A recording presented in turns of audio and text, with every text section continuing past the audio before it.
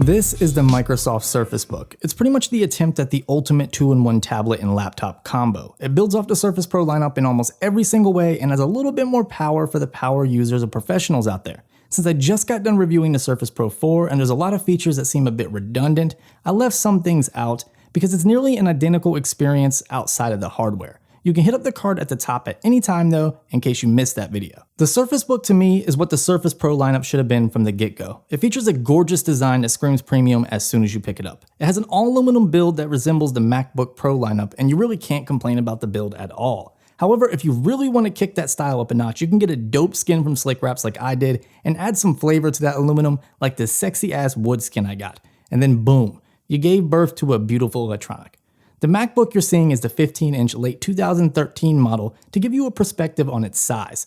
It's relatively compact despite its thickness and weight. You have all your basic ports that you're going to find on a modern laptop, such as USB 3.0 ports, your SD card slot, and a display port. All of these are found on the keyboard unit though, unlike the Surface Pro where they're on the tablet itself. That particular portion on the Surface Book features a headphone jack, a power button, and a volume rocker.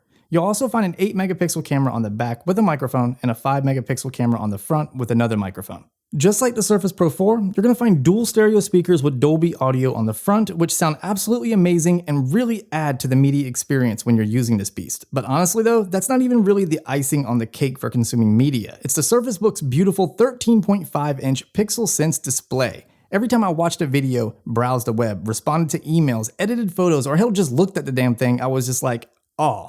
This display is probably the best display I have ever used on a laptop or a tablet. It has wonderfully saturated and contrasty colors while also getting nice and bright, giving you great visibility no matter the lighting conditions.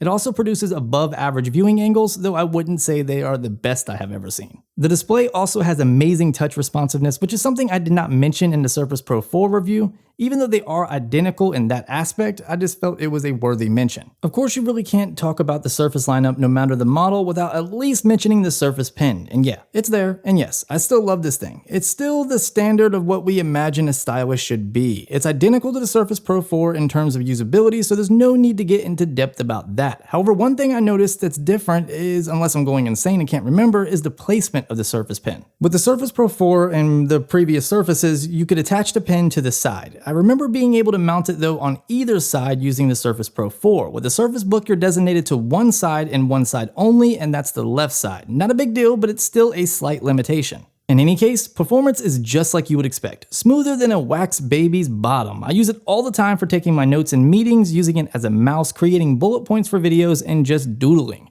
As an Apple user for my phone, tablet, laptop, and computer, this is something that honestly makes me want to chuck the deuce at the Forbidden Fruit Company. The keyboard that comes with the Surface Book is probably on my top 3 favorite keyboards I have ever used. It provides great tactile feedback, it has the perfect layout size, at least for me, the backlit keys work great and look fantastic, and it's just been an overall pleasure to use. And the glass trackpad is every bit as good as the keyboard. The hinge design on the keyboard is actually genius. The display detaches by pressing a button located on the top right of the keyboard. You'll actually hear a noise of a motor unlocking the tablet portion for separation. There were some major annoyances with the display not functioning correctly at first, but Microsoft has quickly squashed those bugs, so big kudos to them. One cool feature with the locking mechanism is the fact that it won't allow you to detach when you're using software that is using the discrete GPU. It tells you to quit the application first, which is a great safety mechanism. Oh yeah, and that crap about the hinge prohibiting it from closing fully, it's true. But seriously, it's not that big of a deal. I've been using it for over a month and I've had nothing happen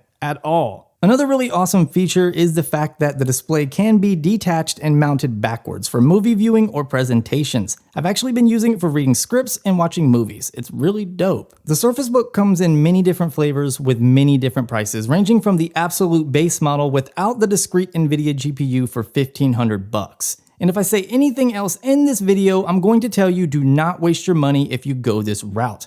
I suggest saving up a little bit more and getting the base model with the discrete GPU for $1,900. Otherwise, you might as well just get a Surface Pro and save yourself some cash. However, if you're daddy long pockets and you feel like being a boss, the top-end model will set you back $3,200 and comes with a discrete GPU, 1TB SSD, a Core i7 6th Gen processor, and 16GB of RAM. It's important to add though that the $1,900 model has the same GPU as the $3,200 model, so you're not gaining anything in that aspect. However, everything else is much improved. As for me, I have the model that's just under the top dog model, mainly because I wanted to see if it could really replace my MacBook Pro and my iPad Air 2.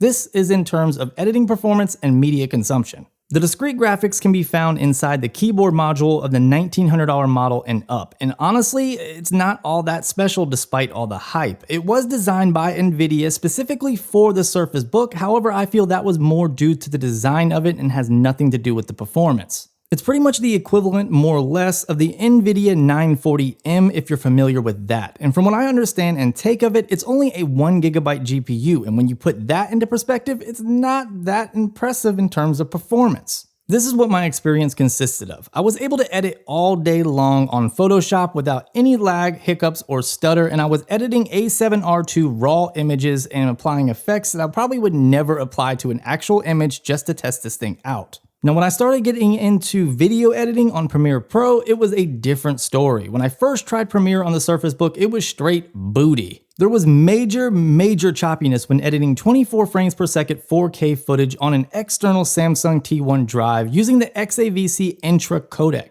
However, I did some research since I'm not really familiar with PCs and Windows and Adobe in general, and I realized that I needed to install the CUDA drivers. So once I installed the CUDA drivers, it really sped things up and I was starting to get impressed, and I was editing at 1/8 to 1/4 resolution and being able to play back after render at about half resolution. So I started to get a little bit big-headed and I put too much faith into the Surface Book, and I tried to edit 60 frames per second 4K video on the same external drive, actually the video that you're watching right now. And before I could even do the slightest color correction, things went south. Playback even at 1/16 resolution was just unmanageable. The speed of my SSD is fine since I'm able to use it on my Mac Pro and MacBook Pro, so this was actually a performance issue with the graphics. Also, 4K editing really puts a strain on this thing no matter the frames per second or bitrate. The fans pretty much go insane as soon as you start loading in 4K. Now I know I offended some people by saying how loud the Surface Pro 4 got when under heavy loads, and unfortunately for those sensitive people out there, the Surface Book, at least the i7 model, is literally exactly the same, except it doesn't get as hot as the Surface Pro 4 did. When you're editing on the Surface Book using the included wall adapter,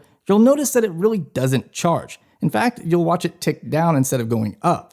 So this is why you're going to need the expansion hub, which like I said retails for 150 bucks. You'll be able to edit using this and charge at the same time. Software is the same as the Surface Pro 4, which is Windows 10, so I'm not going into detail about this at all. But let me just say, damn, Microsoft is amazing at pushing out updates. Battery life has been pretty good actually, when you combine the two portions that is. If you're using just the tablet, it's average at best, lasting maybe 4 hours of continuous use. But when you put both together, it easily gets 7 to 8 hours, at least I feel. I mean, I didn't exactly time myself while I used it, let's be real, but it did last me 2 to 3 days easily, and that's using it all day or on and off at work, of course watching videos when I get home. Of course, you do have the power saving options for when times get rough and you really need a plug and you don't have a plug and you need that extra oomph. Overall, I think I just set my expectations too high for this thing. It's an amazing product, truly, but it's not geared towards content creators or specific video editors that shoot 4K. 1080p can easily be edited on this thing though, so there is that. In terms of an average user that doesn't do a lot of graphic work or editing, but just wants an amazing 2-in-1, this is the best that you can get currently, and I can 100% guarantee you that you'll love it. In fact, despite my experience with this thing, I still haven't decided whether I'm going to keep it or give it back, because I'm kind of leaning towards getting the mid-range Surface Pro 4 just to replace my iPad Air 2 and then get a new MacBook Pro Retina when they're released. Truth be told, this is not necessarily a groundbreaking product since it doesn't really have the cutting edge specs it needs, but it is something that is well thought out and can easily be the future of laptops even for professionals. I hope you guys enjoyed my experience with the Surface Book, and don't forget to check out Slick Wraps to customize anything you might have laying around your house, even your grandmother. Links to all this stuff can be found in the description below. I'll talk to you guys in the next one. Make sure you like, sub, share, and of course,